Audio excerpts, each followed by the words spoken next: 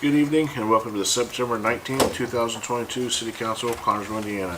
Let's rise for the Pledge of Allegiance, led by Councilman Clarence Warner. Pledge allegiance to the flag of the United States of America and to the republic for which it stands, one nation, under God, indivisible, with liberty and justice for all.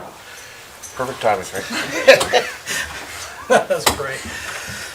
Gracious God, again, we thank you for this day and for the weather that you've given to us and the opportunities that we had today to help people smile.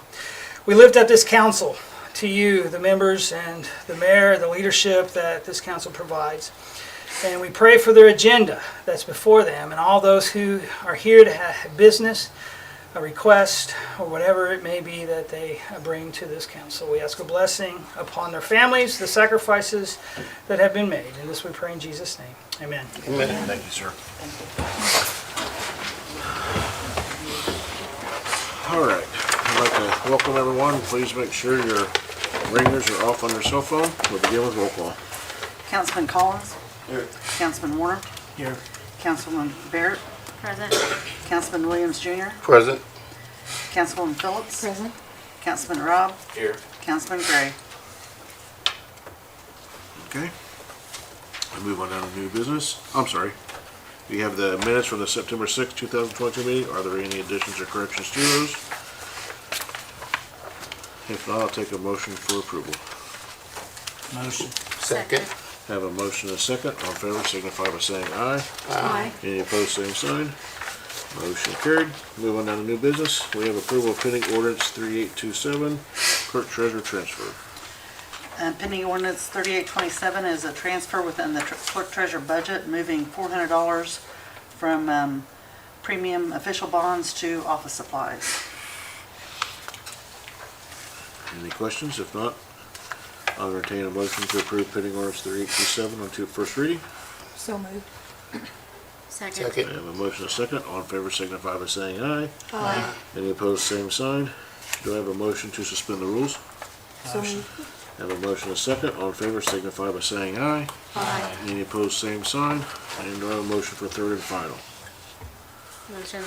Second. Have a motion and a second. All in favor signify by saying aye. Any opposed, same sign. Motion carried. We can take item B and C together. It's approval of resolutions 2022-61 and 62 and 2022-63 from the general fund. Rosemary? Resolution 2022-61 is a resolution to reimburse $250 into the police telephone appropriation. Resolution 2022-62 is a resolution to reimburse $100 into the DOT garage and motor supplies fund appropriation. Resolution 2022-63 is a resolution to transfer $21,260.37 from general into first aid non-reverting. Okay, do I have a motion to approve resolutions 2022-61, 62, and 63? So moved. Second. Have a motion and a second. All in favor signify by saying aye. Aye. Any opposed, same sign. Motion carried. Adam, are you ready? Okay. We have Adam Stone up next with a first presentation on our 2023 budget.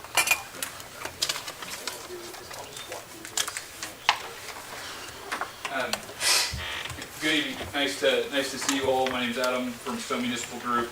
I'm just trying to work through we were set up kind of for slides, but I've got it more in PDF, so I'm going to visually walk through. I want to make sure that the audience can see it as well, and then I'll move my computer up. I know you all, I believe, all have printed packets of everything as well. I'm going to start with kind of a 30,000 foot view overview of what's included, and then I'll bring up the full workbooks and details. So if you have any questions, I'm happy to answer them. I'm here as long as you need me tonight, and I want to go in as much detail as you need. What I will tell you is the way your packet is generally organized is it starts like 30,000 foot view, and then as you go into it, it goes, the very back of it is the true line item details. So that's the lowest level of which we budget. So I think, can you all see? I know I'm not trying to block you here. I can try to work around it. So as far as, so what we're looking at is the city specifically budget for 2023. I want to first give a shout out to, obviously, the mayor, clerk treasurer have been tremendously involved in this, as well as the council budget committee. I would also say that each and every department head across the board has been very active in this process, and I just want to say on behalf of myself and our staff and our team and everybody who's been involved in it, it's been a lot, very, very open and transparent process internally, and I know that, as you'll see, a lot of the departments have made a lot of self-sacrifice to try to put the best budget before you this evening. I know a lot of them are here as well, if not all of them, so if you have any questions that I may not be able to answer, some of the operational questions, maybe they can answer, but as far as the financial side, I'll try to speak to that. So as far as some of the main budgetary highlights, there it proposes a 3% cost of living wage adjustment for all full-time, part-time board and commission members, and it provides a 5% cost of living increase for paramedics and police. It does provide funding for a new 5 new police vehicles via a long-term vehicle lease replacement program. It provides $375,000 or $750,000 total street paving dollars, so it's essentially a 50-50 match program. $30,000 worth of new ADA sidewalk and ramp improvements. There's a new street front end loader. There's park and street mowers that are replacements, and as well as a new park staff vehicle. So one of the points of emphasis that you'll see, and it's been a big request of a lot of the departments, is frontline equipment. You know, a lot of the equipment that the city operates is dated or past its point of replacement, and we're trying to make sure we start to allocate more and more dollars to just normal replacement of those pieces of equipment. This budget does take a step in that direction. It's by no means fully funded. So when we look at the police department, for example, this lease would provide 5 vehicles. That would be something that needs to be a long-term investment in order to really get that to a point where it's at a full replacement plan. It's something that the clerk treasurer has been very, very keen on, and we've been trying to make sure that budgetarily we get there. So we'll speak to more of that here in a moment. There's a new typo on my part. There's an existing grant coordinator. I got that transposed as I was writing this. It's a community coordinator position that is doing the Okra grant that's proposed. That's a part-time position. There's a match offset for that as well. The one new full-time position that's proposed is a city engineer. And then one of the things that I'm personally excited about is it does still include 100% paid training for existing EMTs to become paramedics. When we were working with the Department of First Aid, one of the challenges that department came across is that they have a lot of EMT positions, but they're really struggling to get paramedics, and that's because just the travel and the cost and proximity. So it does provide essentially a 100% training program and reimbursement for those existing EMTs to go get certified to be a paramedic. So it's a general overview there.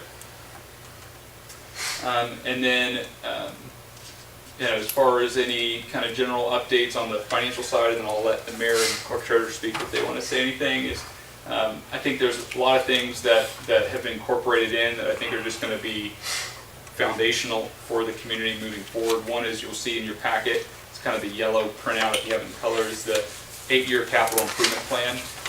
So that is the best prediction of what some of those main pieces of equipment are. It does include all your fixed, lease, and debt as well, so you as council can see when different things are rolling off and when additional monies would become available. So that's new. And then the reserve levels are provided for you as well. So the 2021 budget predicts basically all of your major budgeted funds, pretty much all of them across the board, are projected to end next year within a 2 to 6 month operating reserve. So again, I always like to try to think of things as personal finance. If you think about that as your emergency fund, you know, most financial advisors suggest 3 to 6 months. You're ending next year, your funds are anywhere between 2 and 6 months. Okay. So I'll pause there for a second. Mayor, Clerk Treasurer, is there anything you'd like to say at the onset here? Nope, we're good. Cool, very good, well said. As far as kind of some main budget trends, I won't bore you too much with these, but these do drive how much budget is available. So the chart on the far left, I know the font's really small. That's the net assessed valuation over time. So the community over the last really 2 years has had a noticeable uptick in growth. From my professional opinion, that is the probably one of the #1 mission critical aspects relative to budget health is the community growing, because that just creates more expansive opportunities to fund operations as opposed to continuing to just raise taxes on the existing base. Those taxes take the form of what's called the levy. That's really the amount of property tax that can be budgeted by your body. That pie graph is the existing distribution, so approximately 75 cents on every dollar goes to your general fund. Other dollars that are meaningful go to parks, road and street, airport, etc. And then lastly, the far right graph is how much that levy can grow or has grown over time. So you can see, we talked about the levy allocation. We're projecting just shy of $7.4 million in property tax revenue next year. That's the distribution of those amounts. And then the pie graph on the right shows you of all the various different general fund revenues, what the allocation is. So just short of half is property tax. So the other major sources are EMS fees, county reimbursement of EMS costs, as well as trash, and income tax. On the expense budget, this is broken down by fund. So in local government finance, there's dollars are accounted for in various different funds. Each fund has a chartered specific eligible use. So you might have the airport fund, you might have the cemetery fund, you might have the parks fund, and they all have special purposes for why they exist. And monies that are budgeted there or allocated there are really limited to the use based on that fund's charter. So it details this. We can share this if it's helpful. Expenses by department, sorry, it's not, is actually fairly evenly distributed. So fire department, police make up the majority, along with EMS or first aid. And then there's city council, all the other administrative departments, and then any no department.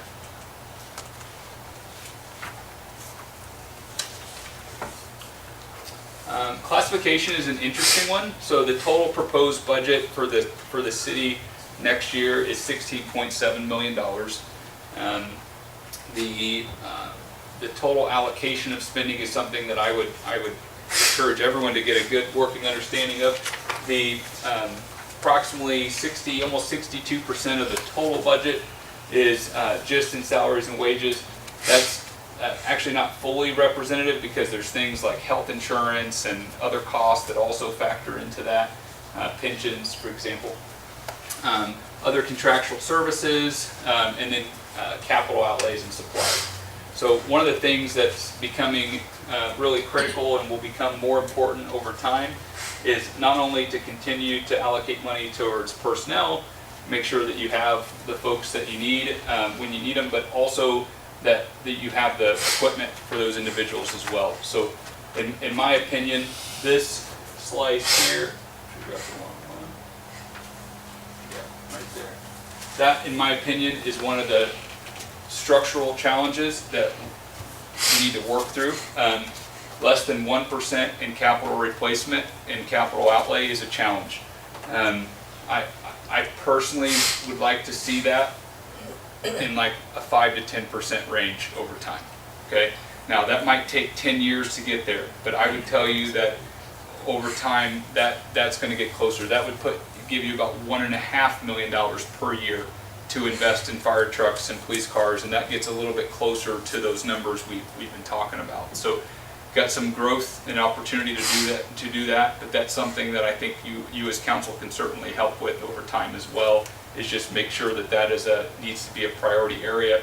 Really, when you think about the city's budget, this is inclusive of all of your capital funds. So this is truly the total wide number, and I think that that should be something that gets focused more so over time. And then we break it down by category and department. Again, I don't want to belabor the point, but this is all the same information you have in your packets. It just breaks it down by each department and then each of the major different classifications of spending within that. So, and then as far as what you have before you tonight, you should have a summary that looks like this. It just talks through the adoption timeline. So tonight is the introduction, no action tonight as far as a vote. At the next regularly scheduled council meeting is the public hearing. We're working to notice that as well. And then ultimately, the budget would be up for adoption on the 17th of October, 2 weeks prior than the state deadline of November 2nd, I believe. We mentioned the budget highlights already, and what I will say is the current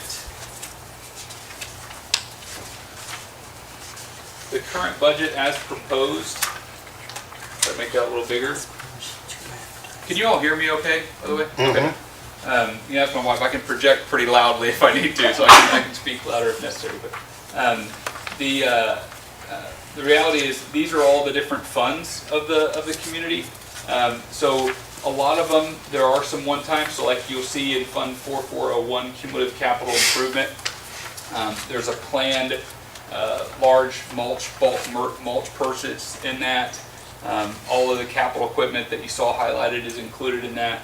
Though pretty much all of the funds are projected to be within that target fiscal reserve of between 2 and 6 months. Really the only exception is the park fund.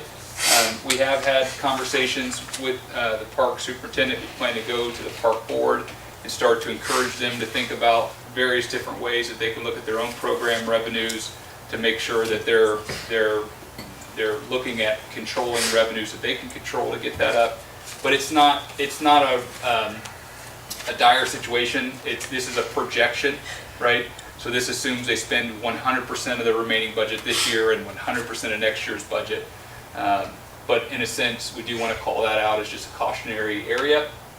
And then the one that I would also ask for council's discussion and thought on as you move forward the next couple meetings is the general fund.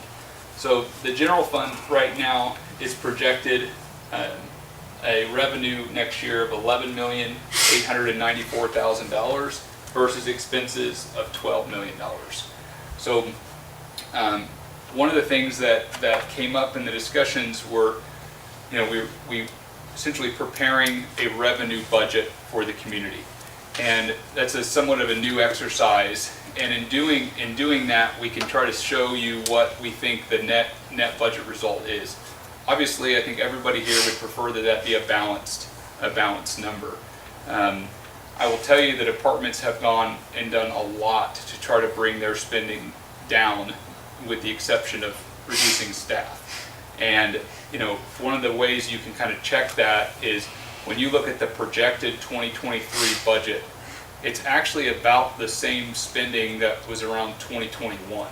So a lot of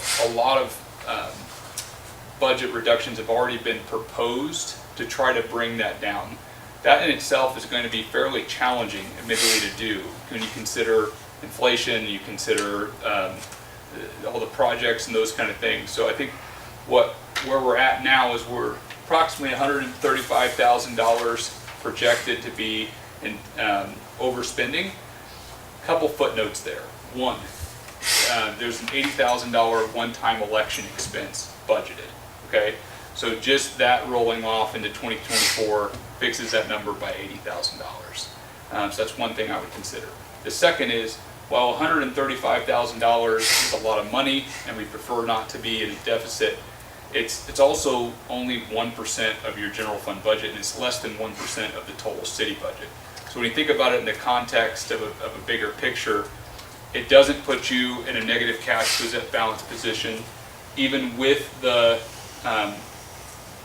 the assumptions that you spend everything you can this year and everything you could next year. You're still projected to end the year with $2.7 million in cash, and essentially almost 3 months of working capital. So you have the fiscal funding to approve it as proposed. Certainly, we would recommend that you consider additional options, and we proposed 4 in our packet as ways that you as council could consider to write that. And we tried to propose 4 that, while none of them are great, aren't personnel related. So that, I'm going to pause there. That's a lot of information. I know that you all probably have your own questions. I'm going to unplug from the HDMI if that's okay. I'm going to go up with the podium, and I have all of my sheets, and we can go through them if you have any other initial questions.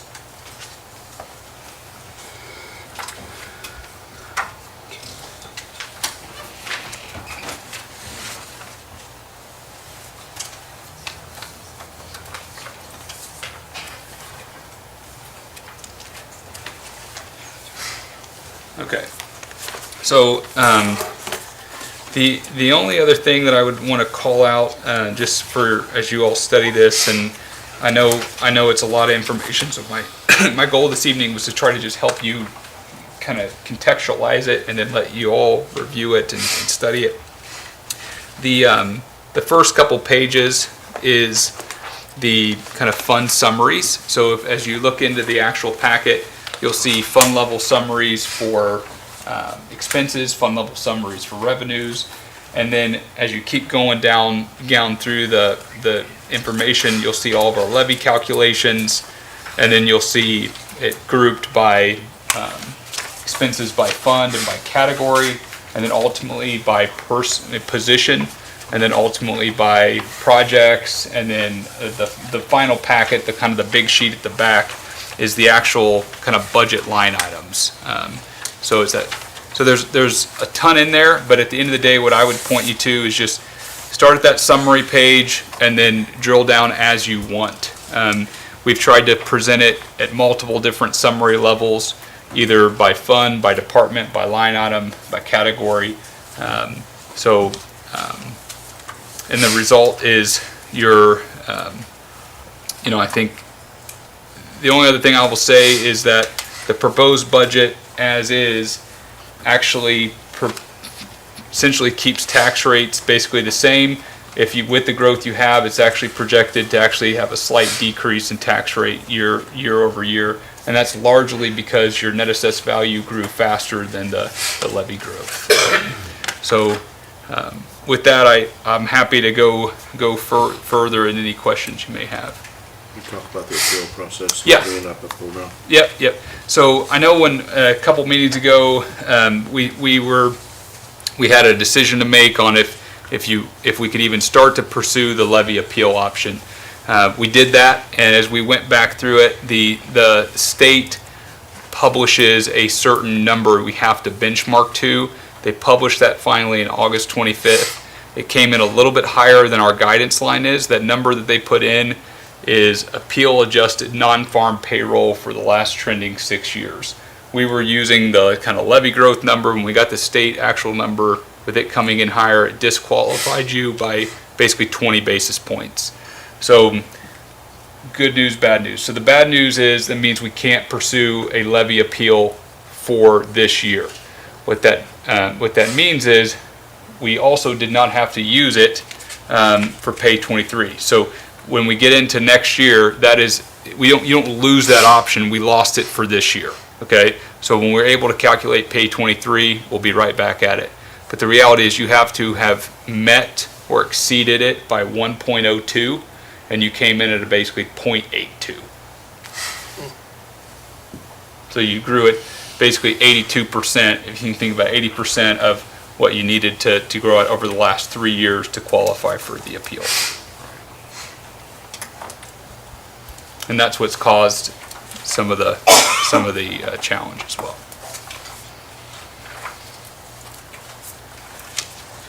Goes back to my point I've been making is we got to grow our AV. AV is assessed value. That's new growth. We've got to have new growth. Without new growth, it's going to make decisions in the future much, much harder. Yeah, I would echo that, and I would say it's the reason I feel that way is because, and it's in the levy calculations in your packet, but your circuit breaker, the property tax caps in Connersville are 40 cents on every dollar of property tax revenue that you pass. So you're going to ultimately pass a budget, whatever you decide, and we're going to send that to the Department of Local Government Finance. They're going to certify it, and but they're actually only going to bill and collect 60 cents on the dollar of what you adopt. Okay, that's just structural in Indiana state legislation, and that is particularly high. And so that means of your number one revenue source, if we can grow it at 5% or 7%, that's just the top line number. 40% of that gets lost to that cap. So that's the only way you can reduce that cap charge is through growth. You have to get that assessed value number higher in order so that circuit breaker goes farther. It spreads out. So I'm happy to answer any questions. And again, I just want to say that I think the departments have been fantastic to work with. I probably had more calls with Rosemary than, but it's been good. It's been a very good process, and I feel confident in the numbers, and I think we can stand behind everything. I think the reality is, it's a pretty tight budget, and it's going to take a lot of management next year to stay within that citywide. But I do believe that now that we have the revenue and the expenses that we can track to, the hope is that we maybe can beat these numbers. You know what I mean? Is the hope, but it's hard to predict that right now.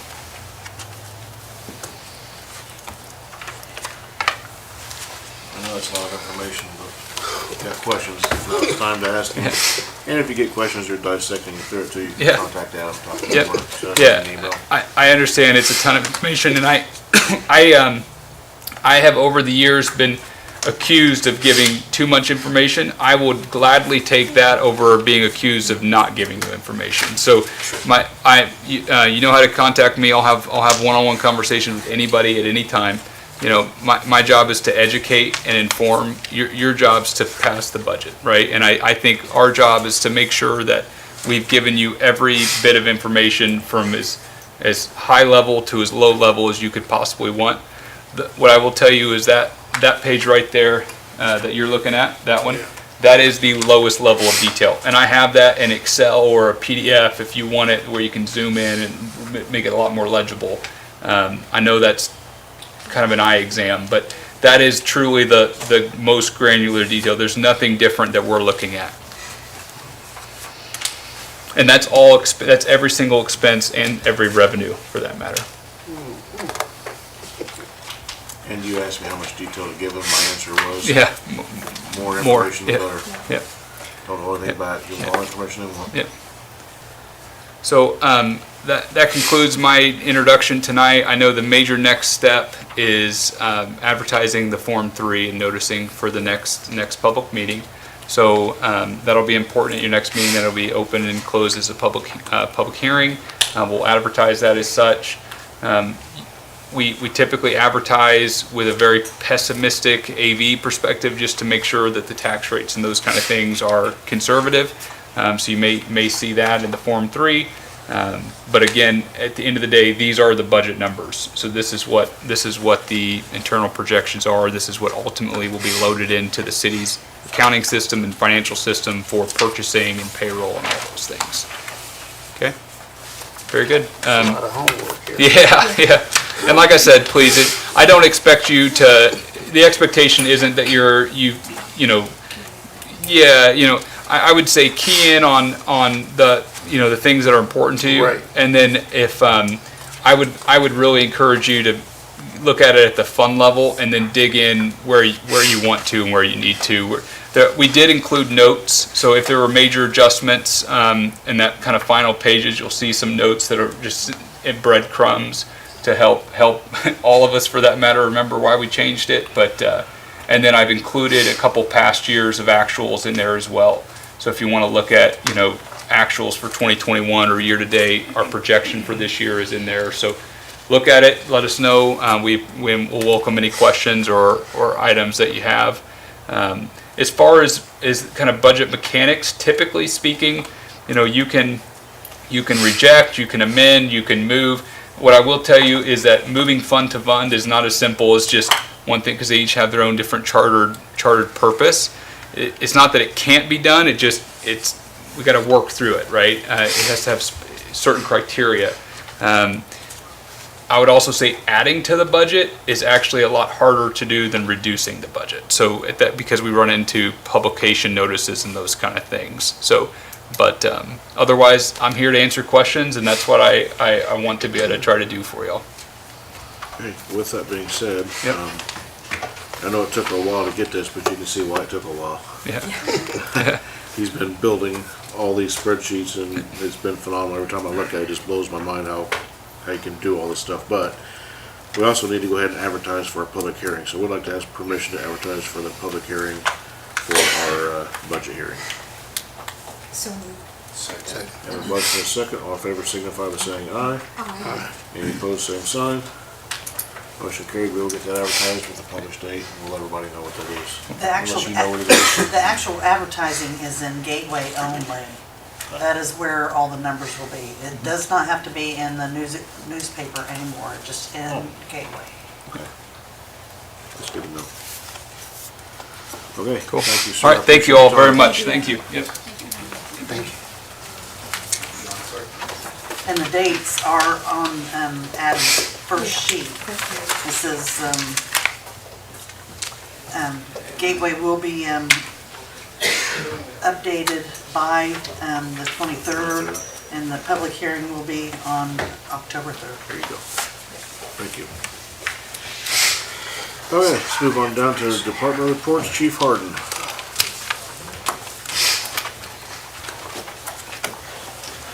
Good evening. Everybody's eyes are kind of half glazed over, so I'm thinking you're not going to remember anything I say, so. Everyone should have a copy of my report. We had a total of 341 calls for service. So year to date, we're at 2,557. And you can see my, kind of my employee summary of where I'm at, fuel summary, fare recap, which seems like forever ago, but that was only in August. So had 160 man hours of coverage for the fair, along with the number of transports and treat and releases.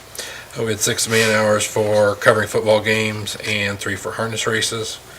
We did finally receive our 2 new cots that we ordered back in April, one of which was due to a damaged cot that had to be replaced. We'd already budgeted for 2, so we went ahead and ordered 2 because you can get 2, you get a discount for ordering 2 versus the 1. So we did get those very, very end of August. So does anybody have any questions? There's nothing really stellar that I wanted to point out, so. Thank you. Who's talking out there? I can't see. Yes, I believe so. I can't see who's out there. So, there she is. Superintendent Good. Hi. I have lots of pictures tonight, so hopefully be a little bit more entertaining than usual. Do you want to start with any of those, John?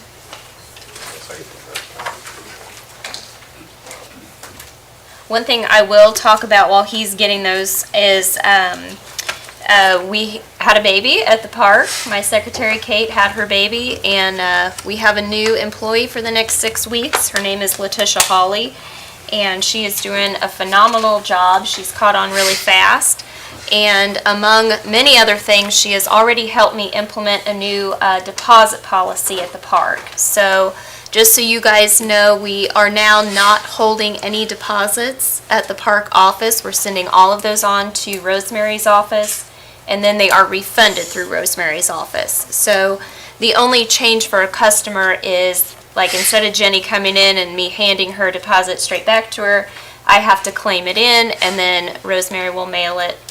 So there'll be a 2 or possibly 3 week delay. We don't think it'll take that long, but that is one thing I wanted to let you know.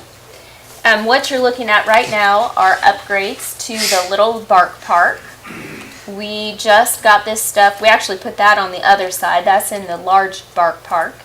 But we were able to purchase those items thanks to the sponsorship of Connorsville Vet Clinic. They sponsor our large and small bark parks, and they do that mostly through their vaccination clinics. The next one is coming up on October the 15th from 11 to 1. And what that is anybody can bring their dog. It is for dogs only. And you get reduced price vaccinations for those 2 hours. So it's a great deal for you. It's great for your dog, and it's great for the park because it allows us to make upgrades like that. This is showing you our new storage shed that we just got finished. We've added this trash area and sidewalk, so this is coming off the patio on the back of the Miller building. We won't be parking that trash truck out back anymore during events. I know that was kind of unsightly. We have a sidewalk now that comes up to the back of the pole barn, and then in the front we have a really nice drive where we can utilize that garage door. There are some pictures in there too, John. I think they're kind of mixed. They're after the park house. I want you to see the inside of our barn because I've gotten a few questions. There it is. Why did we make it so big? Well, all this stuff, I think there's one more after that. All of this stuff was stored in the airlocks of the Miller building. So on each side of the Miller building, we call them airlocks, that little breezeway where you come in the front door but you're not quite inside the building yet. We had tables, chairs, basketball goals. Our soccer goals were stored out back of the Miller building. They looked kind of tacky. We have our indoor soccer walls that were in the basement of the Roberts building. We've been able to move all of that stuff into a storage building where we can easily get to it and where it's not cluttering up the nice Miller building. So just wanted to give you some eyes on that. And then you can go to talk about the trail. I want to give you kind of an overview of what's been going on with our trail. These things have been coming together over the last 2 or 3 years. Been working with Jeff, the director of the Community Foundation, Alexandra Flug, Mike Hartzell, who's on our trail committee, Scott Kiefaber, who's my park board president. This area is what we call the nickel plate extension. It's never really been named. But as you go north on the paved portion of the trail, you can actually turn east onto a gravel trail, and that will take you all the way around and south back down to Erie. I don't know if anybody has actually walked that portion of the trail. But what you're looking at right now, so how we did this, or how the park did it, it was done before I started. They got easements from Community Gospel, the used to be called the Pavilion, the Reed building now, and what's the one in the middle? Centerstone, thank you. We have easements from those 3 property owners. This portion of the trail that you're looking at is on Community Gospel's property.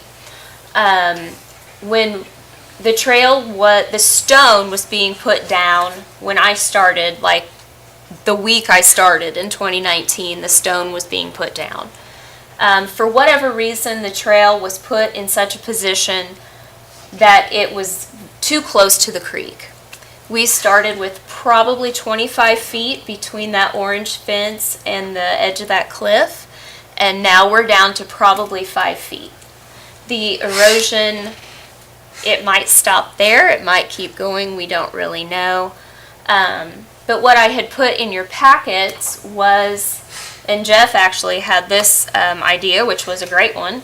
He said, well, why don't you just purchase some land from Community Gospel, move the trail further south, get away from the erosion, and just move the trail.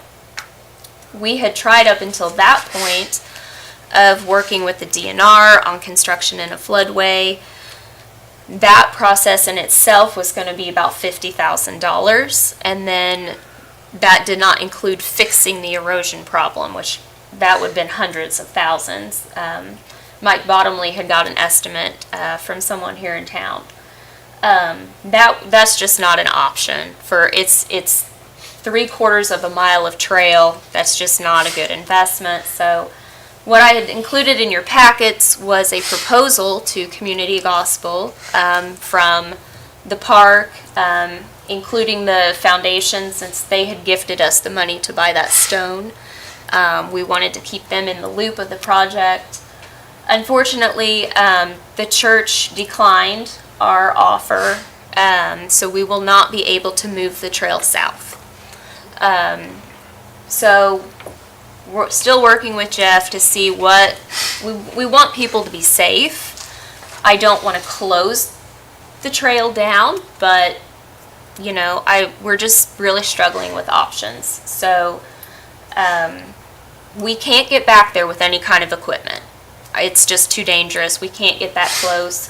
We don't even want to get a post digger out there because to even put up a legitimate fence, because we're just afraid that, you know, it would be not good. So that it kind of, you know, there's no way we'll ever be able to pave it. You know, it just kind of is what it is. But wanted to bring you all up to speed on that, since we had officially, you know, offered someone a proposal to buy land, for one thing. And if you are asked any questions about it, about why are we just letting it sit there, why aren't we paving it, etc. So, but if you have any questions about that, just get in touch with me and we can go into lots more detail about it if you want to. Did he give a reason why? He did not. He just said it would not work for their church. Because it's a field. So, are they getting revenue? They cash rent it, I believe. We were asked, the portion in your packet, we were asking for approximately 60% of an acre. So we offered 60% of the cost of an acre. So what you want to do is... So it kind of would have come, yeah, it would have come east, and then it would have come south, and then east, and then back north, and kind of made a U shape away from the creek, and then back up and back down. So, I think there should be a serious conversation about whether entirety of it, that we even proceed with it before we even think about even see what other options might work, because no matter what options you might get, you already mentioned or alluded to $250,000.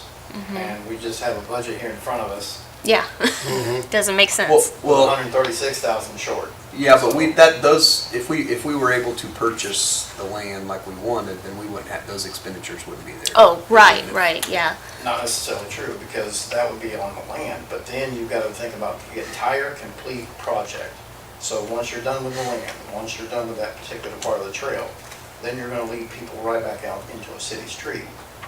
Where's the sidewalk? Where's the safety? There's the back end You of do that have, if you're gonna make a project. loop, you do have to walk from Erie back to the nickel plate. Which brings me back to, it's not a complete project, which means it's going to lead into even more issues. And Well, we had talked about maybe painting an area on Erie. I know it's a narrow street. very, But yeah, it's trying to work,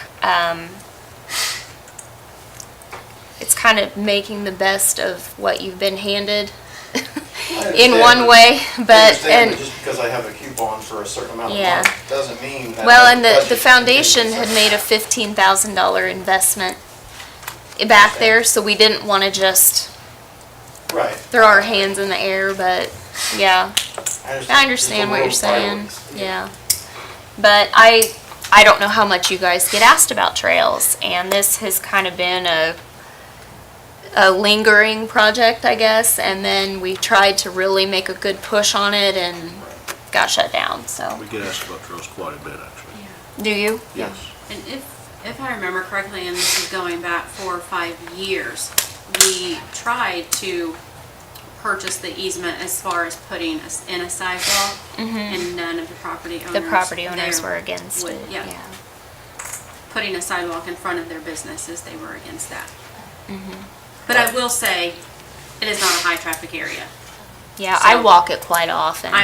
I'm not super concerned about. And it is a safety one-way too, because so. You can't just paint a trail on a side, on a road though. There's regulations against that. You can't do that. That's an issue with that. Without any type of remedy in this, or that specific area though, there's going to be a recommendation soon that we just stop. We You would close have that to area close it. down. Yeah, it's not safe to walk on right now. Our intention with the land purchase was to get us far enough away from that one area that's dangerous, because the rest of it's fine. The rest of it's beautiful, and we could potentially get back there and pave it, but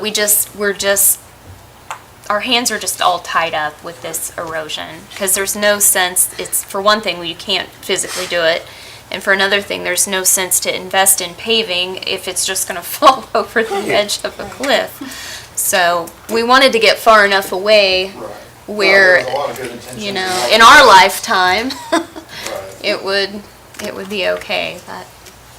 So what So you're saying anyway. is it's not a real loop anyway, so there's no point in even having that.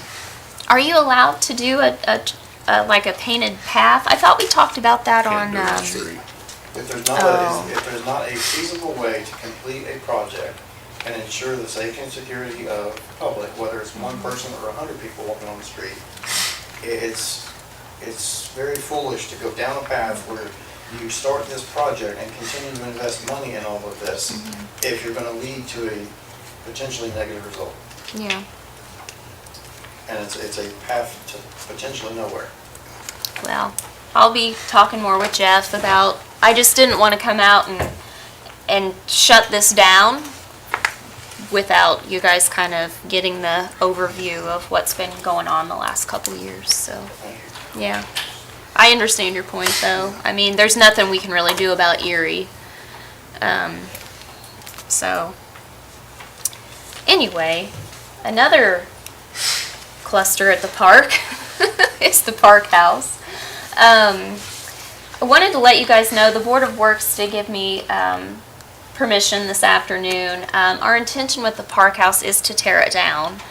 It is now, these are all pictures of its current status. This used to be where the park superintendent lived as part of their employment package 20-some years ago.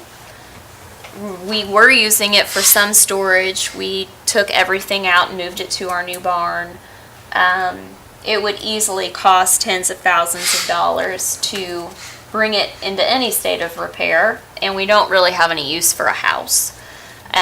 It's also now enclosed in our maintenance area, in our fenced maintenance area. So we do intend to take it down. I do have permission from the Historic Preservation Committee, and just wanted to let you guys again know what we were gonna do. We would ultimately, at some point, like to build another garage type building for our trucks and mowers and tractor and equipment. So that's that group of pictures. And this is actually the pool from last week. Jenny got mad and ripped the liner out because no, if you remember, the lane lines were not installed correctly, and now the company is back making good on their promise to fix it. So they started last week, and this is how far they got. They were not there this morning because it was pouring down rain, but maybe by the end of this week we can call this project complete once again. With no extra cost, because they Exactly, yes. They messed it up. They messed ripped it up, They're and, fixing yeah, this is at no cost to us. I can say that it worked really well this year because our water level was almost perfect all year long, and the water temperature was so much better. Was it? That's Oh, it good. ran between 80 and 85 degrees daily. And Whereas last year, Knock there were on times I wood. went in, it was like 68 degrees. it seems to have stopped the leaks. So all this investment that we've made in the pool, from the plumbing to the liner to the pipe that we've put on the back, we have been at a normal water loss rate all summer. So cross your toes that no more leaks in the future. So I would love to see the numbers because it has to be so much better because it ran so much last year. you can look at them next year when you come back. Give me the numbers. So, I think this might be my last picture. This is a picture of the new ramp that we have installed. The mayor worked with Friendly Contracting to get this designed and figured out. So that, in conjunction with some other updates and signage and repairs that we've made to the lift itself, we think this will be a much more user-friendly elevator to use at the Roberts Building for anybody that needs to use it. Is that all my show and tell stuff? It is? Okay. Did want to, sorry, I have a lot to say tonight. The Longwood Bridge. I did not bring pictures of that. You might have seen it on our Facebook. We do have the safety fence up, so that is getting started. And we did get an interview on the new TV3 News. So it aired on the 14th, so you can go back and watch it if you want to. Carla did a really great job. She came out and interviewed our general contractor too, so I was really glad he was there. We plan to do a monthly update on the construction, and our next time in October, we'll have the bridge right there. So that's the guy that I've been telling you knows everything there is to know about a Kennedy Bridge. He is going to be on our next segment, so hopefully he can answer lots of questions. Let's see. We did get the last $1,500 from the Community Foundation to purchase the pool lift chair. So we will be purchasing that through grant funding. There is a invasive species workday down at Smalley's on September 24th. It is from 10 to noon, and you can call 825-2331. That's the number to Indiana Soil and Water if you want to participate in that workday. I'll be glad to answer any questions about 2nd Street. If you have any, the gist of it is we're moving right along. So lots of things are being delivered, and the dirt work and surveying is what's going on right now. And then the last couple things are just some dates. Girls basketball registrations. Those are due next Thursday, which is September 29th at 4 o'clock. And we are still offering Summer Discovery over fall break, so it'll be called Fall Discovery. It's October 24th to the 28th. And our Jack-O-Jaunt, which is the jack-o'-lanterns that we light up in partnership with the school system, that is on October the 11th. So, I know that was long-winded, but does anybody have any questions? Your rain date is 13th. Yes, and if it rains on the 13th too, then we just don't do it. Yeah. We just give up. Maybe we'll just do it on Facebook, but we've been really lucky. This is the 3rd time and we've had beautiful weather, so. Thank you. Thank you. Thank you. Chief Jones.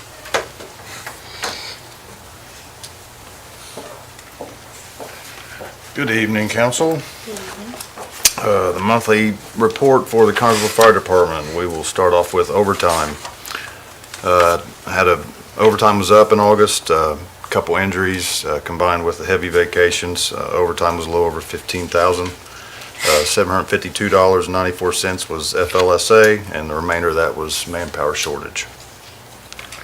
Moving down to the bottom of the page, the fuel usage, it was also up for the month. I explained earlier to the Board of Works We do annual pump testing on our engines and ladders, and when they come and do that, they test each. We have 5 different tests, and when they test those, it's probably 30, 45 minutes. They run them at high RPMs the whole time, so it uses quite a bit of fuel. So that's what the difference in the fuel consumption for August is.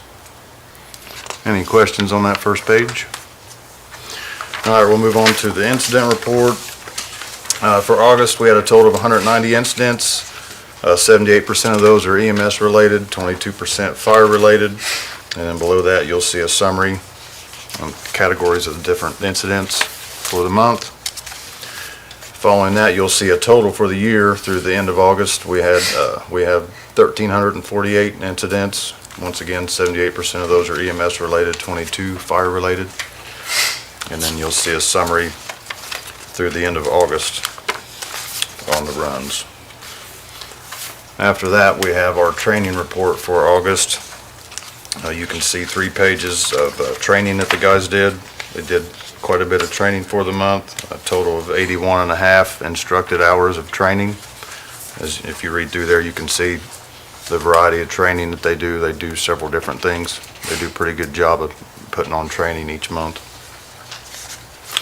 And then finally, on the last page, you'll see a summary of the inspections that were done in August. There was a total of 19. You can see a few of those are on there twice. I had a request to come and do inspections, and they fixed all the violations in a week and requested me to come back and check them again, so that's why you'll see them on there listed twice. Inspections are going pretty good. For the most part, I give the guys leeway and I'll have them just go pick one. Every now and then I'll have a request and I'll have one on the schedule, but usually we just do random, and I'll just put one on the schedule and say, go pick an inspection, go do it. And they're doing a pretty good job. So, any questions? Generally, do these people pass your inspections? For the most part, most of them are really simple violations that can be fixed fairly quickly. We just, a lot of signage, a lot of, exit lighting, egress lighting. They're required to have battery backups, and a lot of people forget to check those, and so they go bad. So those are the majority. A lot of people don't understand the uses of extension cords. Extension cords are a no-no in commercial buildings. So once we explain to them why and why the code says what it says, they're pretty good. Those are easy. Usually they just remove them. Sometimes they may have to run an outlet to plug something in, but for the most part, most of them fix things fairly quickly. But like I said, our goal is to make sure that they understand that we're not there to punish them. We're there to educate them on why these are hazards and why they need fixed. And we generally go back in 30 days. If they're showing that they're making improvements, then we check things off that they fixed. Then we'll come back in another 30 days. As long as they're making improvement, we work with them. I've only had a couple of them that kind of gave me a few issues, but we got them resolved. So, and a lot of it's, like I said, it's education. They may not have seen an inspector in years and years, and so you go in there and you start flagging all these things, and they get a little nervous. So as long as you educate them on why you're there, and you're trying to make the building safe for them, their customers, that's the whole idea. So. Generally, they're up to code. Yeah. Which you find. Yeah. Yeah. Before we leave, there's a few that we've went back several times, but by the time we went back, the third or fourth time, they always show us that they're trying to make improvements. We're not gonna, 30 days, they've done nothing, go back another 30 days, they've still done nothing. Usually that doesn't happen. And if it does, we tend to have a little bit more of a discussion about it. But for the most part, everybody's great. A lot of them at 30 days, they're meeting me at the door, showing me that they've fixed everything. So, yeah, it's been pretty good. But and the expectation is that once you visit most of these places, and then you go back the following year, you won't find all these violations. So it should be a little more simple. But just the fact that fire inspections haven't been done, and we just haven't had the ability to get out and do them the way they need to be done. And now that we do, we do it on an annual basis, things should get better. So, any other questions? All right, thank you. Thank you. Director Coulter.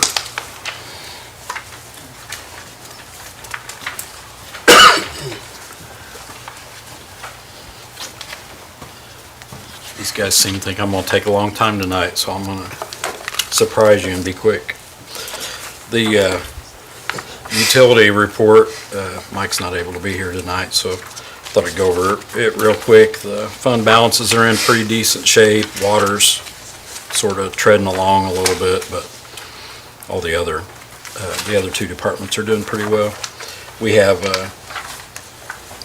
he had mentioned that we had hosted a seminar this month. We have at least a couple times a year, we host an Alliance seminar, and all the people in the area from Brookville to Rushville and Cambridge, Centerville, they all come here and come to our seminar, and gives them a chance to get their credit hours. So we just had a water seminar in August. We had a wastewater seminar just last week. So it always gives us a good chance to welcome all the surrounding cities and little towns.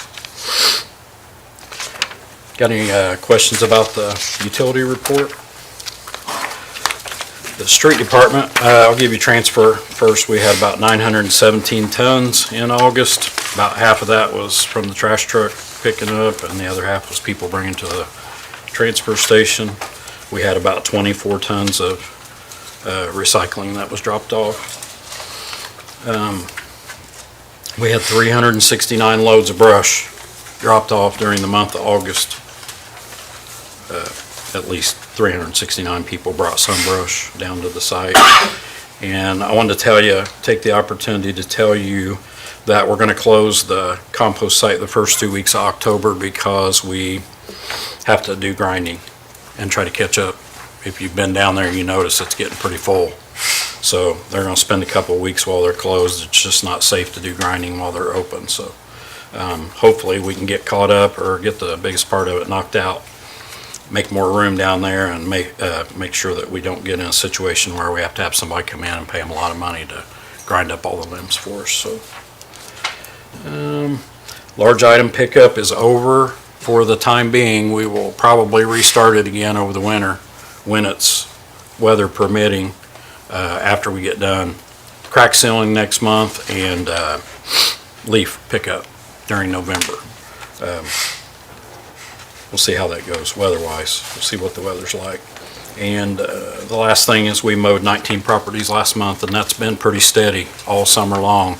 We've been taking care of, I'd say, somewhere around that number every single month. So without our summer help, that's sort of taxing the department, trying to figure out how to get enough people to do all the stuff we have to do every day. I wanted to take just a minute. I'm going to start from the bottom today, so those of you who fell asleep halfway through my report this morning can hear the other half. But I just wanted to tell you about a few things that we've been working on and doing, and this is not a full list, but it just gives you a quick idea. And if you have any questions about any of these things as I mention them, stop me, but otherwise I'll just list them. We've been working on the permit renewals at the transfer and the compost site. Dave Butch has done the heavy lifting on that, and I just have to provide information at times. He's done a good job. Transfer permit for the next 5 years is done, and the compost site is getting close. We've been working on studying the trash and recycling program. Everybody knows I've been talking about that a lot. Of course, Adam told you we've all been digging into the budgets, and that's been a lot. We've working on negotiating a union contract at the utilities. I've been trying to keep up with the Opportunity Drive development. We've got an inspector up there keeping an eye on the sewer and the water being installed, and I stay in contact with them and go visit the site quite a bit. We've done reviews over the last few months for St. Gabriel's, Frontier, Comcast, Domino's, Duncan, McDonald's. We work on reviewing their water and sewer plans and their drainage for their sites. That's one of the things the city engineer would be working on if we had one. And today I went out and took a look at Pavies because we're going to be giving them water. The last development we're working on right now is Autumn Trace. That's going to be assisted living site that's going to be up there by Walmart. It's pretty much a done deal. They've signed a purchase agreement, so Connersville needs that, so that's a good thing. We have a capacity study underway to study what our water and sewer capacities are on, especially on the north end, but all over town, as we have so many new developments looking at different areas. We're changing out our office software and our bill pay system, which is a lot on my office manager, Cindy Lunsford, but we're all working on that. We have a study going on to look at the water well field down at Roberts Park to decide where we're going to put our new well. We are working on our water main replacement and the SRF financing for that with Butler Fairman. The Headworks project, I thought I'd give you a quick report on where we are. I think Scott's here in the audience from the park board. I think the plan of attack, and we'll have more information coming, is that we'll do dewatering and we will put an extraction well in case there are any chemicals that get pumped out of the ground. We'll extract those and treat them. And we're right now working with IDEM to get their blessing for our plans to make sure everything's safe and they're on board with everything. We have improvements going on at Woodside Tank and Baptist Temple that we've been working on with Midwestern, and we're working on the update of the construction standards. I've spent about the last month staying in close contact with the paving inspector just about every day, as I know the mayor has too. And last but not least, this last week we've been working, Catherine mentioned the bridge. There seems to be a water main under one end of the bridge that we're going to have to either move, or we're either moving the bridge or moving the water main. So tomorrow we're going to have a meeting to talk about what the answer is to that. So Talk about the day you're gonna close the office. Yeah, I was gonna say. yes, October 3rd, which is a Monday, the office will be closed. We're changing out the software, which will go live on October 4th. So October 3rd, we have to, it's more or less a cutoff point and a stopping point for the old system to start phasing into the new system. So the Board of Works gave us permission to close that day. So any questions about all that? Thank you. Thank you. Chief Boards. Come trouble. Good evening, council. Hey, Chief, before you start, I'd like to take a few moments of silence for Richmond PD and Officer Sierra, as we all learn of her passing. So if you would mind with me, just take a few moments of silence.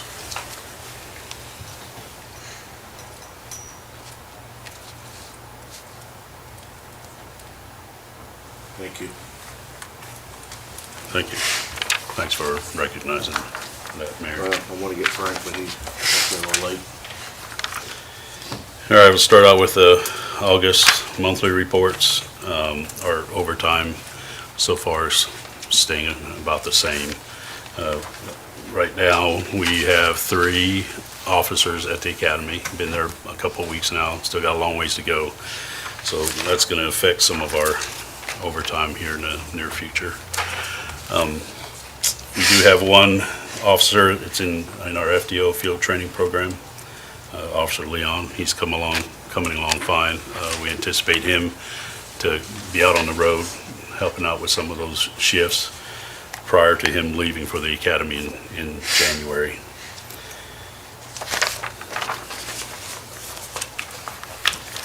Moving on to our incident reports, we have just over 1,000 incident reports.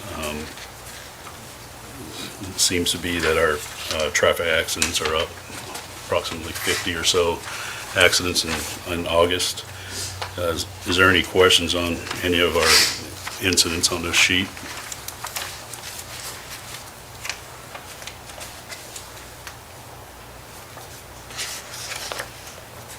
On the traffic accidents, is it any particular type of vehicle that you're having more problems with? Not typically. More passenger vehicle type accidents. No, I don't know if there have been many semis or anything like that, but it's just accidents with passenger vehicles. Some minor, some not so minor.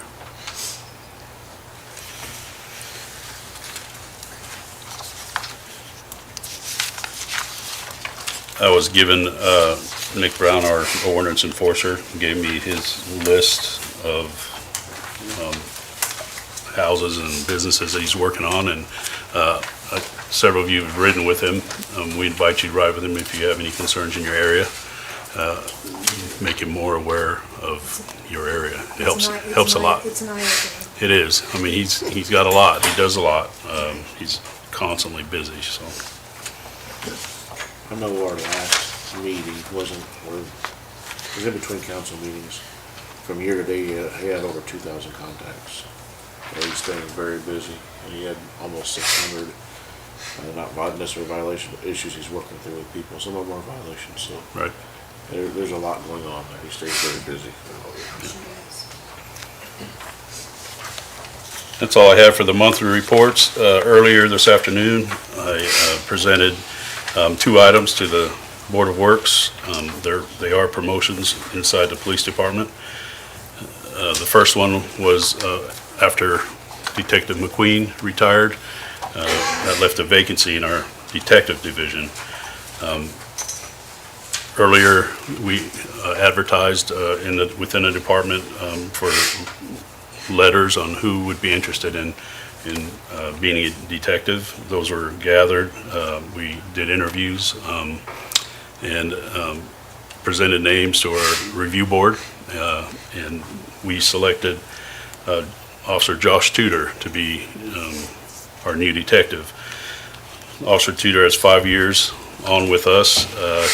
Before that, he was a police officer in Union City, Indiana, and he's always wanted to be a detective. Eventually in his career, he's obtained that. So the Board of Works has approved him as our detective. My second item was when Detective Coons retired from us, that left an opening for our first detective position, which Lieutenant Sherwood off patrol took that position. Therefore, that left us open in a patrol lieutenant supervisor position. Letters were accepted, whoever was interested in that promotion also. Did some interviews. Our review board once again reviewed our candidates, and Sergeant Brown was selected as our new lieutenant by the Board of Works today. Lieutenant Brown has 6 years on with the Connersville Police Department, 2 years prior to that with the Sheriff's Department, and a stint in the jail with several duties in the jail. He's been a sergeant for 2.5 years, is a member of our CERT team, and he is our acting public information officer, and he does a great job at that. He is currently assigned to second shift, where the majority of our young officers are assigned. And in my opinion, it is crucial that these young officers have a supervisor that will be hands-on in their young careers, and Lieutenant Brown exhibits that character. So Lieutenant Brown was okayed by the Board of Works this afternoon as our lieutenant. Congratulations. Thank you. Thank you very much. Any questions?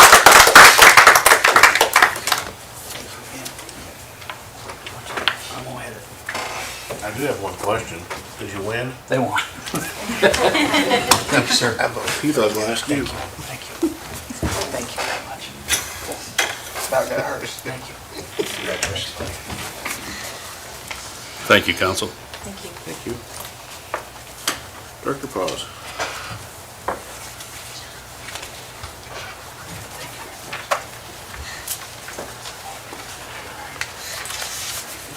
Ready to go? You have 560 emails to go through. Thank you. I just got that set up and it just started connecting. I was like, whoa. For the month of August, we had 10 hours, 50 minutes of media production, 16 hours, 50 minutes of original production. And of course, right now, we're pretty busy with football production. We had a lot of viewership during the last game. It's actually pretty extraordinary. And since everybody else had a slideshow, I figured I'd have one too. Awesome. Oh, no. This would be the, and if people at home can't see it, but this is the mayor. He actually filled in for the CHS homecoming. Their DJ bailed out on them at the last minute and left them high and dry. And then Clint Brown, who just left, he was here, actually. That's him there. He was doing some of the announcing and stuff during the night, and they made a pretty good team, I thought. And the kids really enjoyed it because, I mean, like you said, they were all out on the dance floor all night long. We kept them there all night long. They did a great job. Anyway, I just figured I'd show those pictures. So, sorry. He won't say it about himself, so. Exactly. Yes. I thought they did a fantastic When I job. found out that the DJ canceled, I got a senior, and plus I want to watch the football team dance, which, by the way, Yeah. they need some help. Yeah. Some of you did fine, how's that? But we were going to do that. I got the equipment, and I didn't have the lights, so Clint provided the lights, but Yep. we figured we'd make it happen. Yeah, look good. Any questions? All right. Thank you. Did you answer the email? Oh yeah, all of them. Thanks, John. And I will get even at some point, John, never forget that. Okay, move on down to old business. Is there any old business? I have some miscellaneous business. In your packet, you'll see a letter from Adrian Ellis from the Fayette County Emergency Management. There are some questions on there that needs to be answered. If you could answer those questions and get back to him so he can finish his plan. There's really nothing we need to do. I just want to make sure that we get those questions answered for him. Second thing I've been working on is we know we have a radio problem. They got the dispatch board fixed. Not fixed, they got a new one. And we were trying to find ways to use ARP dollars for the radios. I need to ask permission to advertise to use ARP dollars for radios. Did she get the quote at your desk today? Does everyone have the quote? We have two quotes. One of them, we were working through three companies, but one of them was Motorola themselves. They can't quote it, they would just give us information. So we have two quotes. The one company, we kept making changes because I kept going to ISO training with Scott and different things. I kept learning more and more that we could do. It was getting very frustrated, so I just sent them all an email and said, look, this is what I want. I want to do this at the end of the day because it's getting very confusing. And one person quoted back, the other person just, I don't know if they got mad because I asked them to re-quote again, but they was like, we'll give you a quote once you give us a job. I'm like, that's not happening. But I'm real comfortable with the company we got, or that we're looking for anyway. I'm still going to go back and try to get more information from their company. But I just want to ask for permission to advertise for use ARP dollars for the radio purchase, so we can all communicate on the same radio. 'Cause right now we have communication problems. Motion. Have a motion Second. and a second. All in favor signify by saying aye. Aye. Any opposed, same sign. We will get that advertised. Thank you very much. Is there any other old business or miscellaneous business? Sorry. Move on down to public forum. Anyone from the public out there? You want the public say? Come on up, sir. State your name and address and come up, please. My name is Mark Fout, 1911 Grand Avenue. I really don't know where to start at on this. Mayor, you probably know where I'm coming at because I was in front of you. It's Public Works. They all lied. They all lied. I've got proof of it, and that on my driveway being put in. Remember that? Yes, sir. I asked you to come down. Yes, sir. You never showed up. Yes, I did. No, you didn't. I was at home. The gentleman that sat over here, he said he'd come down, never seen him. And that, I took, and if you remember, the gentleman said I only had like 21 foot where I wanted to put my driveway in at. Well, I talked to Mr. Collins, because I thought maybe I was overlooking something. Mr. Collins come down, and I don't mean to throw you under the bus, and we measured it all out. You said I was taking 153 foot of parking away from the school. It's on the TV video. I'll go back and look at it. I And did that- not say that.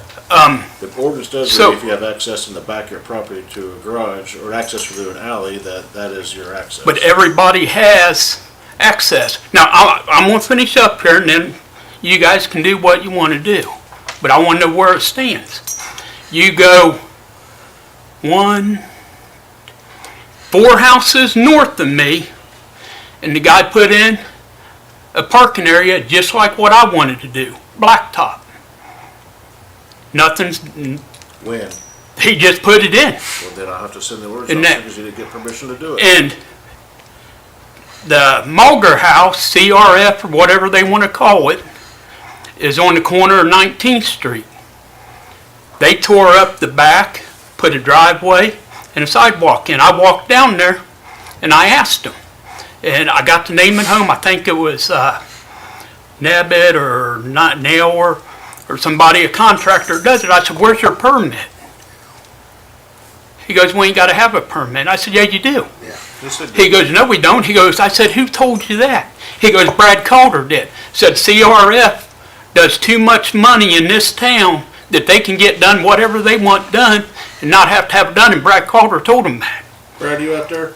Yeah, I'm He's sitting right there. here Oh, listening. sorry. You know, and it's bull. Brad Colder told them no such thing.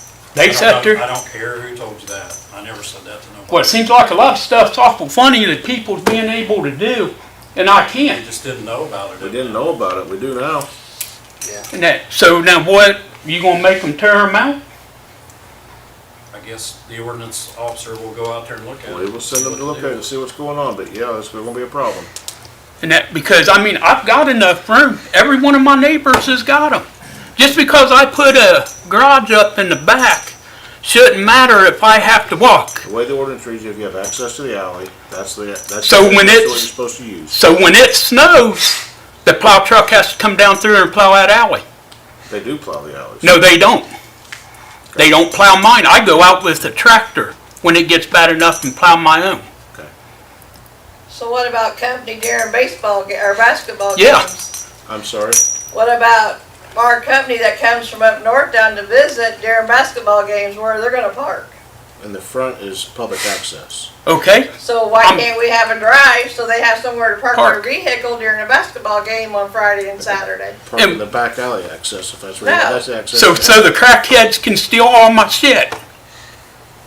That ain't right. I mean, you guys ain't realizing where I live at, there is crack houses like I told you. The police ain't doing nothing about it.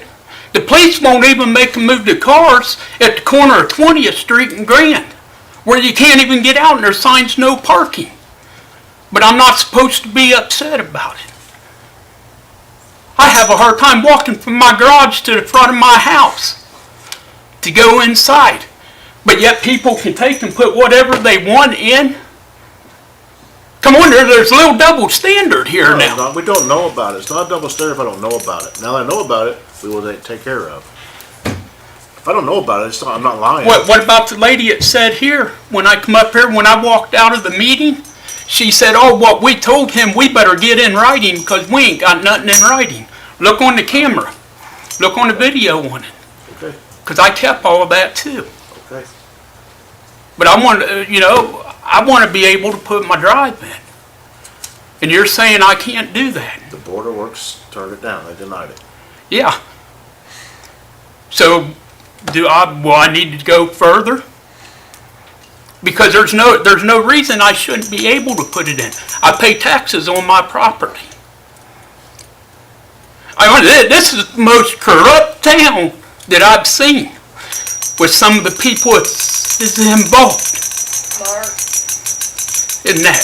It's if you ain't got money or you ain't got a name, you don't get nothing done. Just like when I asked you. Mark, Hey, Mark. Hey, Mark. I'll get that ordinance, and then Mark. I'll get that ordinance, and then I will talk to Nick, and then I'll come and talk to you. All right. Do that, because when I asked him about it with Chad's friend on 17th Street, he laughed it off, told me they wasn't here to talk about it. He's a piece of shit right there. But this is from me to you. I will get that ordinance, and I've kept my word with you. I'll come down, I'll talk to you, I'll look at it. I will get that ordinance. I will communicate with Nick Brown, and I will come see you this week. Okay? You're about the only one I Mark, I'll come see you. Mark, Come on, Trust. come on, before you have a seizure. Sit down. We'll come back up. Come on. Come on. Bull crap. Get outside before you have a seizure. You're two-faced, dude. I don't care who knows. Get out. Come on. Hey, Randy. Okay, moving on. Anyone else want to put anything to say?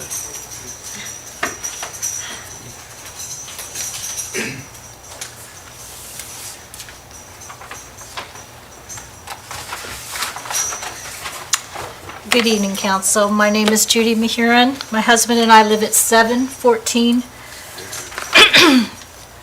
Idlewood Drive, Connersville, Indiana. Tonight, we seek your direction in a matter of access to city governing bodies. I know you have weightier matters to address than taxpayer access to elected and other officials, excuse me, or issues of fair hearing in government, so I will be brief. It's been a long meeting. I and others have been trying to resolve a matter for 8 months, a relatively simple matter that affects roughly 20% of Connersville's demographic. I'd like to share a written summary that Steve just put in your hands of my experiences during that time. It highlights a series of attempts to advocate for pickleball and wellness, fitness, and livability in Connersville. These things we all hear so much about these days. If you read the summary, you will see that I and others have addressed the park board more than once. We have done hours of research, made feasible proposals, authored formal policy language for consideration, offered to share information, but have been told the park board's hands are tied by City Ordinance 6852. We all know where that recommendation to adopt the ordinance came from, and found it a little disingenuous to divert to this body. Nevertheless, we followed the park board's advice, attended coffee meetings on wellness in preparation. We attended another meeting with Seven Mountains and garnered support from taxpayers, donors, business leaders, healthcare workers, and community leaders like yourselves, so that it wouldn't be viewed as just self-interest, but rather broader-based community interest with business ramifications that could be beneficial to more than just ourselves. Mayor Frank and one of your council were kind enough to carve out time to meet with us. They told us they could see both sides of the issue. Mayor Chad said he thought there was middle ground to be found and that we needed to go back to the park board because city council would need a park board recommendation to act on, one way or another. There has been some fallout for our group throughout this time, and a meeting last Friday that could easily have put this whole matter to rest through professional information sharing was abruptly canceled. Nevertheless, I still want to believe that we all, elected or volunteer, taxpayer or civil servant, are doing our best. Pickleball, for example, is a growing enterprise in Connersville. We have grown in the last 10 years 27 times over in number. We have sponsored 3 free tournaments every year, providing food, paying rental shelters, prizes, attracting people from as far away as Cincinnati, even Florida and Indianapolis, to play pickleball in this town.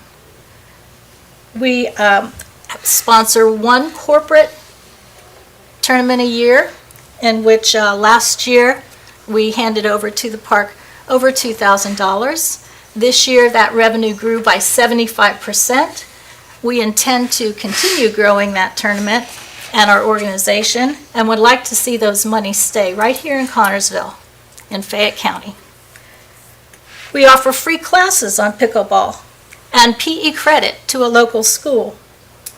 Aside from many donations of cash and equipment that remain, or at least have in the past, at Roberts Park, we attract grants and permanent improvements to Roberts Park from things like Area 9 and Reed. Our most recent acquisition, paid for by pickleball monies that, up till this point, have remained at the park, is a ball machine. It's like the tennis ball machines, only it shoots out pickleballs for training purposes and just to attract more numbers, a fun thing to have. All of this leads to greater physical fitness, wellness, and livability. Our real estate people who signed on in support say that this is an amenity, all this growing pickleball that they like to play up for real estate in that area of town. Overall, I'd just like to say that when pickleball can be supported year-round in Connersville, rather than sent out during any part of the year to places like Richmond, Cambridge City, Brookville, and Laurel, it's a lose situation for Connersville. So I ask for a nod from this council. I can comply with the mayor's advice to go back to the board for a third time. I know there exists a recommendation that is equitable for all. I wanted to share it last Friday, but was prohibited. It addresses everything the park board said needed to be reflected in the fee policy. And it was also first suggested, maybe not in quite the form that I have, but it was first suggested as an idea way back in February by one of the park board's own members. The nod I ask from this council is that you as a body encourage and direct the park board as a body to give this middle ground solution a fair and impartial hearing, with the goal in mind of sending you a recommendation instead of me, something in writing that is a win-win situation for the park and for the people of Connersville. Thank you so much for your attention and your service to the community. Thank you. Mr. Key Kramer, would you like to say anything on behalf of the park board? On behalf of the park board, we've looked at all avenues. We're still looking.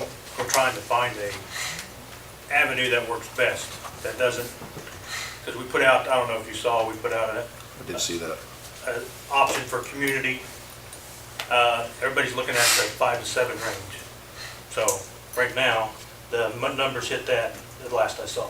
So. Yeah, I have hundreds of support signatures. Excuse me, names on the dotted line, names and addresses that support the proposal I'd like to make, which does, Scott, include fee payment. Okay, so if they We can, do have a middle ground, fee payment, and I would also like to mention that on the survey, Scott mentions the highest numbers were in the 8 to 11 range collectively, and the I've seen it 4 to 7 24. range collectively, and if you went down to the comments and added in all those, it said I vote. Some of them didn't click on the like, the way the survey Yeah, and suggested they did come. I stopped watching after somebody went in and said, hey, pickleball, vote for this range.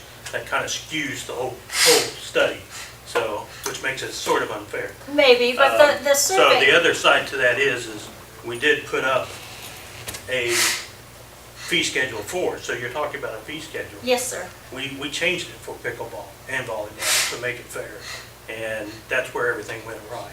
Well, I think I would love to meet with you, Scott, and go over this, and I wasn't permitted Friday. I would love to meet with you. I wasn't gonna be there Friday, I didn't know that meeting was, well, I did know, but I couldn't be It there. was set by another park representative, the other person set the date and time.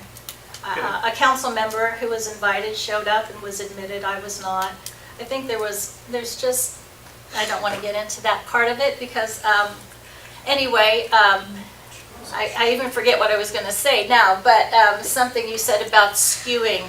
I know the survey question that appeared and was written, the one that people responded to, was worded in such a way, I think, as to skew the survey as well. And that's always the case when you do surveys of this kind or make them difficult to maneuver. It was a little clunky, but most of them were able to either vote up top or in the comments below. The way in which it was skewed was that the survey I'm quoting now, if the park was to open, and hey, this is a concession, I appreciate it, that the consideration is even being made. If the park was to open the Miller Building gym for community time at a nominal individual rate, what time would be most popular for your family? When you pose a question that way about family, people naturally are going to think, well, after school, of course, my family. So the question itself skews results. What about single people that never were married, don't have children? What about older folks who, you know, your mothers, your fathers, that no longer have families to participate in something like this with? So if we're going to be talking about skewing results, and I don't want to bicker, I really don't. I want this put to rest. I think it can be. I asked for you to encourage the two of us to sit down so I can make my written proposal. I think we can put it to bed in 5 minutes, I really do. Okay. Thank you, Scott, I appreciate that. Is there anyone else from the public here? Speech for government extra credit class? I already told them they didn't need to talk or speech, and they don't need to sing either. Give them a hard time. No, I told them they don't have to do it. She needs us to sign. She's got Pledge allegiance, something. We can sign after the meeting. You don't have to say it right. We'll sign after the meeting, so I'll just give you a hard time.